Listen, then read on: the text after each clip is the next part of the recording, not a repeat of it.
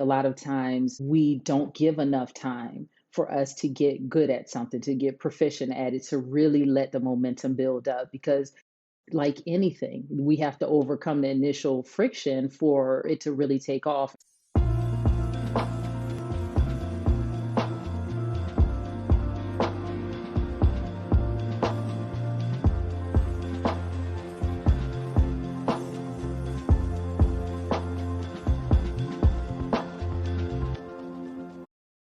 Hey, welcome back to the Amanda Kaufman Show. And I am so excited to spend time with my friend TaVona Denise. So TaVona shows entrepreneurs how to become sought after for their area of expertise and sell their services without relying on social media or complicated funnels or huge email lists.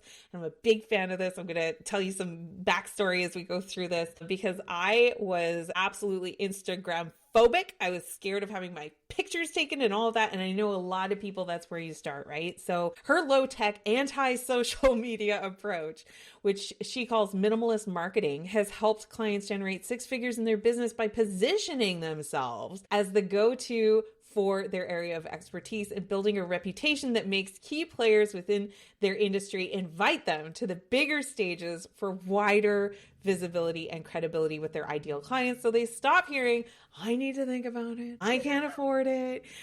When she's not helping people build their dream businesses, you'll find her deep in an audiobook, singing karaoke, and enjoying life by the water. And that is why TaVona and I are about to become besties, because she and I have a feeling, TaVona, if we were to go and hang out and we were like at a lake house, we could probably be very happy sitting next to each other, not talking, and then very excitedly talking about what we just learned in our books. Right. And then we got to go for karaoke because I And heard then you're a singer too.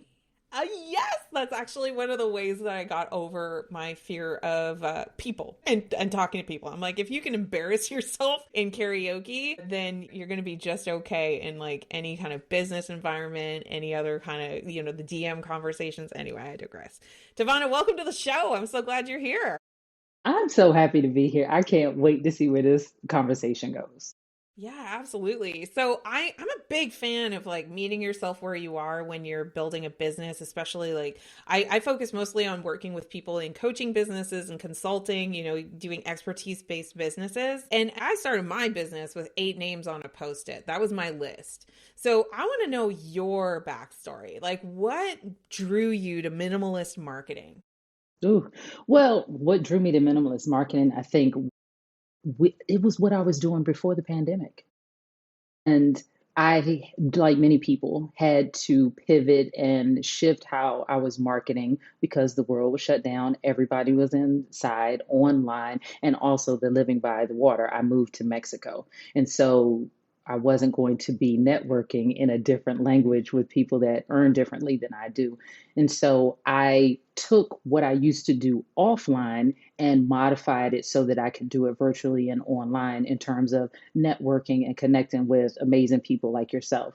And Mhm. what I noticed was, of course, it was a necessity at the time because you couldn't commune with other people in person. And then it became overwhelm and overload and it was just too much all the way around. And I also found that, of course, because a lot of people went into coaching during the pandemic, they were by 2022, 2023, they were 2 and 3 years in and really struggling to find clients because they had bought into the belief that social media, in terms of posting 3 to 5 times a week or 3 times a day, was the way to get clients. And once the world opened back up, especially, was like, wait a minute.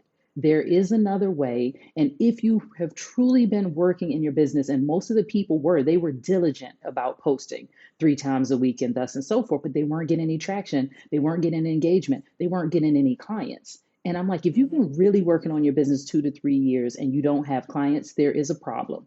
And so I There's a went off to big solve it. problem. Yeah, no, I love this. And, I love to remind my folks that, social media is a way of meeting people. It's not the only way, like our framework that we teach is meet people, talk to people, fit with people and coach the people. And one of the biggest issues that I see with social media content for the most part, and it's a struggle that I have as well, is like the conversation that you're having on social media. It's a different sort of a feeling because it's more of a consumption vibe. Like you're trying to get some people to consume things to then earn the trust and the rapport to like move up towards that in-person conversation, whether you're having it on DM or you're having it, over a Zoom call or what have you. And it's a little like taking if we were playing golf, this is the only sports metaphor that I've ever used, it's like taking the ball and putting it way far away from the green.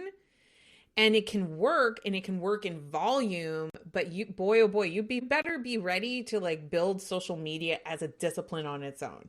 And most people don't realize that. Like they think that it's just if I post a lot or if I'm really diligent, I post frequently. And it's like, that's a little like going to an in-person event and then never talking to somebody. Right? Because you're Or not just engaging. put in the card, just passing out the business cards and expecting people to come to you. I really hated that in-person networking.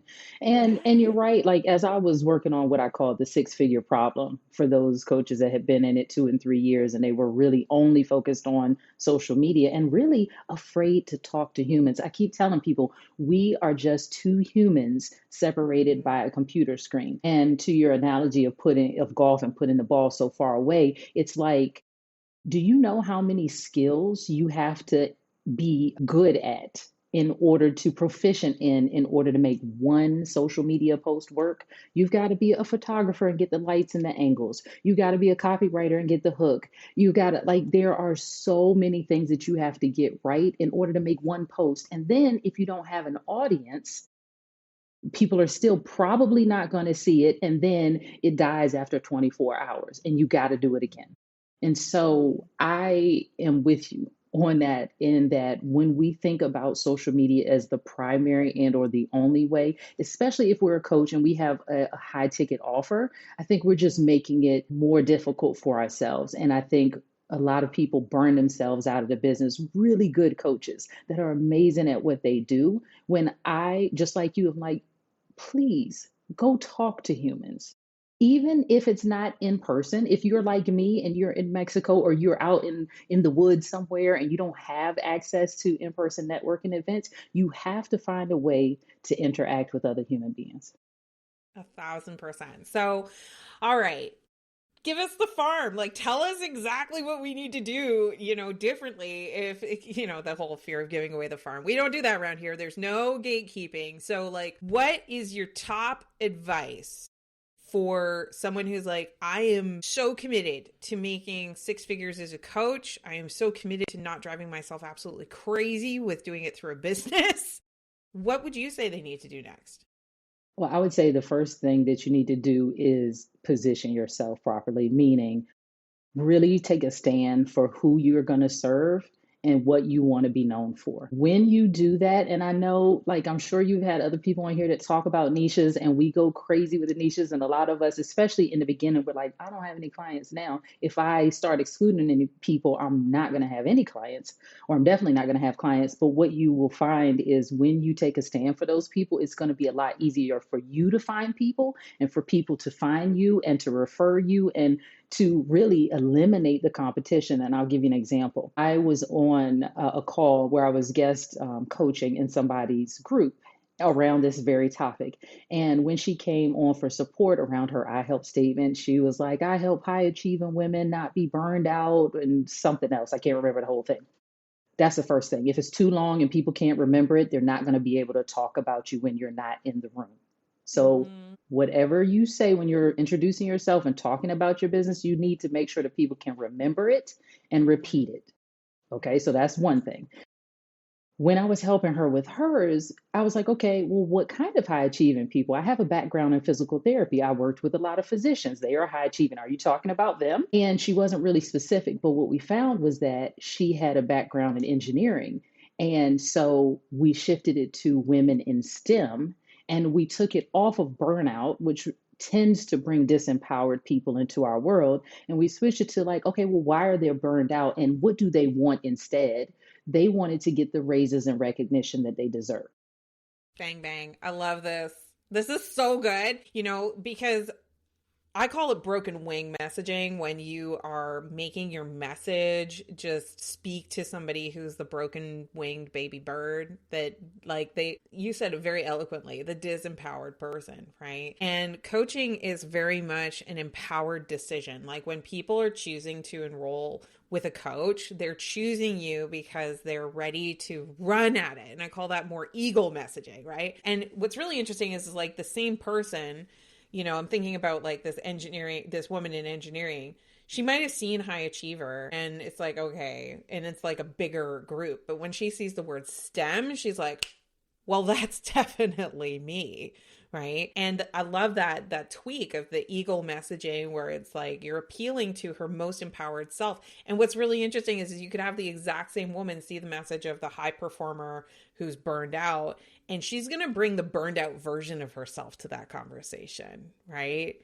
As opposed to the empowered, like I want the thing at the top of the mountain kind of person. I love that. Yeah. So And so once we just really honed in on her people, like even if we hadn't gotten to raises and recognition they deserved, and we went with women in STEM who were burned out, we're so much closer totally. because women in STEM, that's a very proud group of people. They really love being a part of that group and that community. And so it's easier to find her. And as soon as we made that switch, she was like, oh, now I know where all the people are. Like I can go to this conference and this conference and this conference and this group of people. And I'm like, it's not as hard when you really just take a stand for people instead of saying vague and ambiguous things like high achieving women, and Mm. pick a group, right? So that's one of the things that I would say that people really would need to do. And that's first and foremost. Just that one tweak alone will tremendously help your business in terms of finding the people, getting to know all of those things. Then the other huge piece of it is partnering with people. I think about who's the peanut butter to your jelly. And So cute. I love this. Who's the peanut butter to your jelly? yeah, Oh, I'm going to remember that. That's good. right. So who's the peanut butter to your jelly? And one of my favorite, just like a simple example, is a website designer and a copywriter. They go Oh, together yeah. like peanut butter and jelly because I used to work a lot with web designers because what would happen is the person's like, oh, I started my business. I need a website. Put your half down on the deposit. And the web designer's like, great, I'll build you this beautiful website. Where's the copy? Where are the words to go on the website? And the new business owner's like, what? I don't know what you're talking about. I just need a website. Yeah, but you need words for that website. So they'd be at a stalemate. And so what I did was say, okay, well, you need to partner with copywriters, or you could partner with a copywriter because the copywriter could create this amazing piece of copy, the copy for your sales page, but it still needs to be designed and put somewhere. Right. And Mm. so those two go together like peanut butter and jelly. So who is the peanut butter to your jelly? If you are a weight loss coach, could you potentially partner with a personal trainer? Because you all are potentially doing different things. Maybe you're working on mindset and maybe you're working on their meal plan and sticking to, you said this is what you were going to eat that fuels your body. This is what you eat. And then this person helps them move their body in a way that helps them. So who is it that complements what you do, that serves the same demographic that you do without being in competition with what you do, so that you're able to really come to them as a value add and say, this is how I actually can help you. I'm not asking you to do something for me. This is what I'm helping you with, or I'm doing for you and or your people. I love that. I love that. Okay, so we've got our positioning, we've got our power partnership. Anything else? And I think the other one would be figuring out, so you've got the partners, you know who's the peanut butter to your jelly, and then what are the platforms? So some of us are writers. Some of us love to talk. Some of us don't mind being on camera. There's always going to be a platform that you can find where someone, just like in the case that we're doing right now, is having a platform where they need guests, where they need content. And you want to make sure that you are seen in your best light as your best self and that you actually look forward to doing it. And so, if you love to Mm. write, maybe you want to be a guest blogger or contribute to articles or newspapers, things like that. If you love being on camera, maybe people have YouTube channels or live streams. That's another form. Or if you just love running your mouth like I do and you don't mind a live conversation that's unscripted, maybe you go be a guest expert on podcasts. I love that. You know, when I'm working with folks in my community enrolled in my programs, I think one of the biggest challenges is to do itis. Like they hear like, here's a new to do, here's something else to do, and something else to do, and something else to do, and something else to do.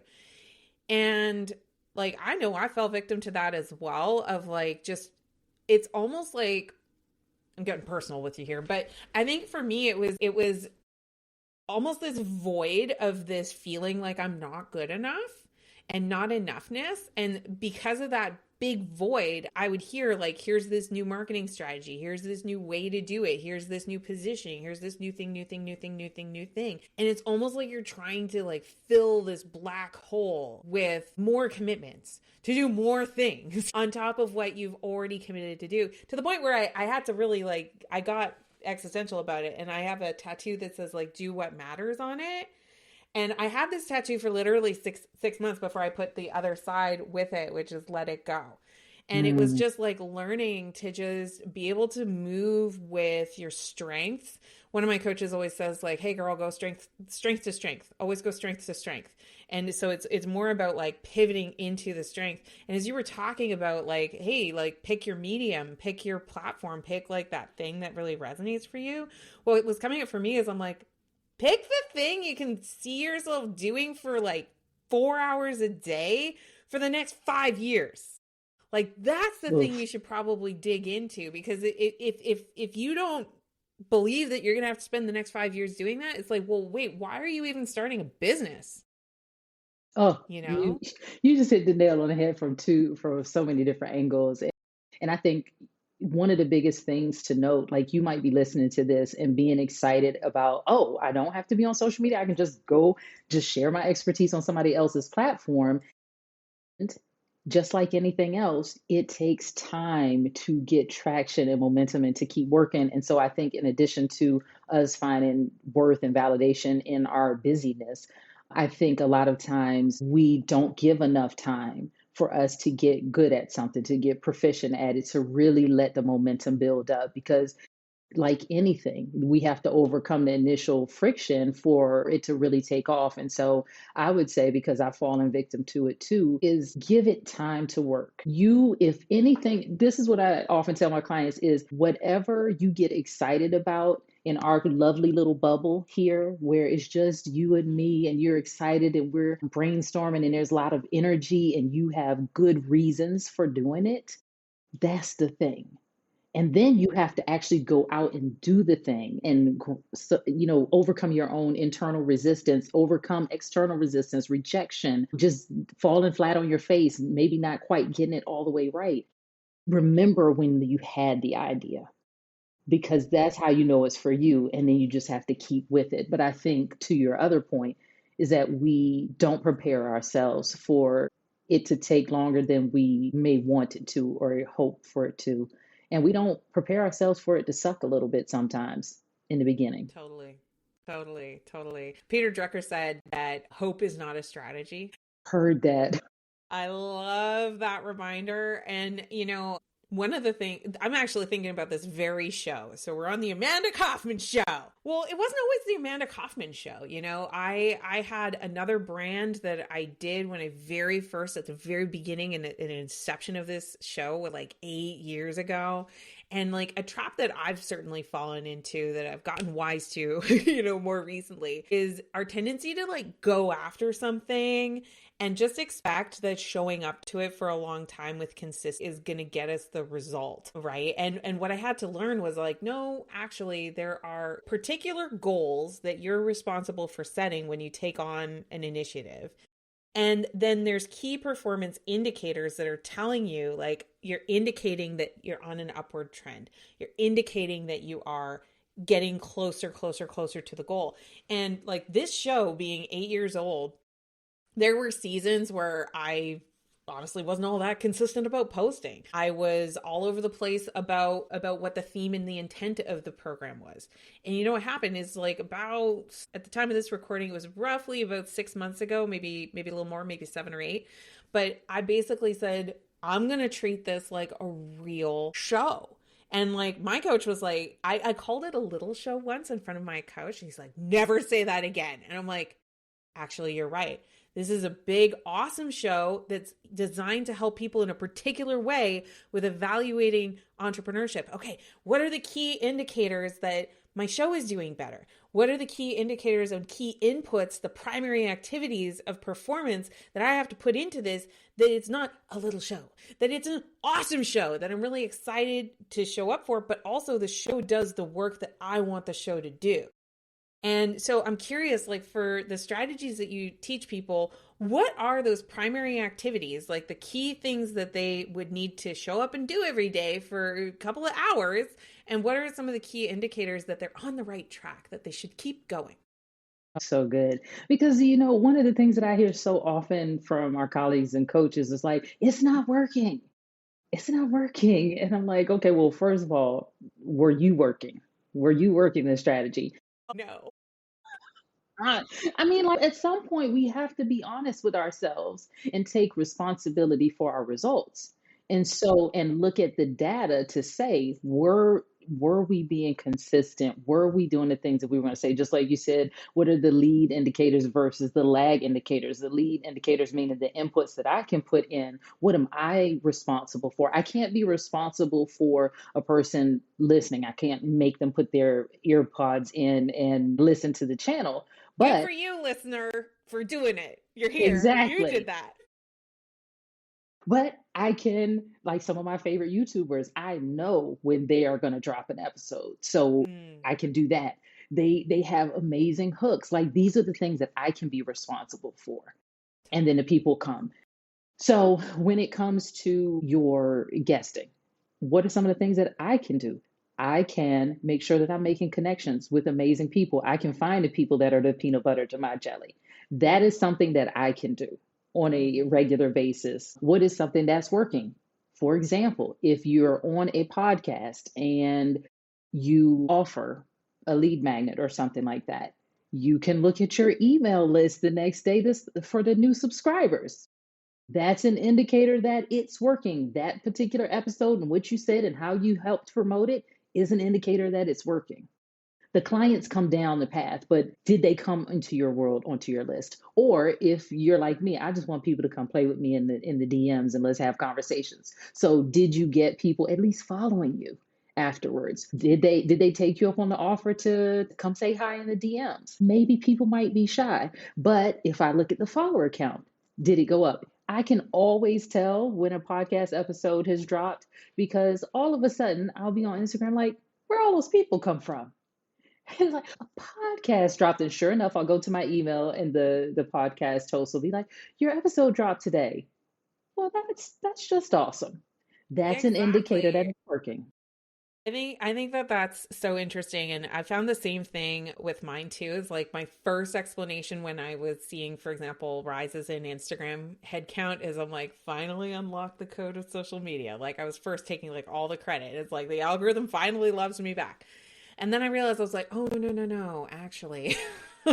This thing that my power partner did have an influx, and it like motivated people extra to do the thing. And I think the biggest myth right now in the industry is that the algorithm is going to do all the work for you, and you just need to like be positioned to catch the wave of the algorithm. And it's like, maybe not, maybe that's not. Well, but even if you're a coach, if you're an expert, like that's not your jam anyway, for the most part. It's not around creating content. It's about being an amazing coach. And so unless you want to become an internet influencer or a content creator and compete against those folks, that's not really how I recommend using social media. What I help people do is think about like when your power partner did whatever and you had that influx of people, when I'm on podcasts, when I speak in groups, when I'm on stages, the people are following me. Now it reminds me a little bit of like circa 2019 when people followed you because they were really interested in hearing what you had to say, not because you were dancing and pointing and shaking a tail feather on the platform. Totally, Yeah. totally. Oh my So I gosh. have way less people, following me than most, but I have higher engagement because the people are actually looking for me on the platform. And this is how you make yourself algorithm. Totally. I love this. TaVona, I could talk to you for 4 hours, but we did not book that. So, what's the best way for people to follow you?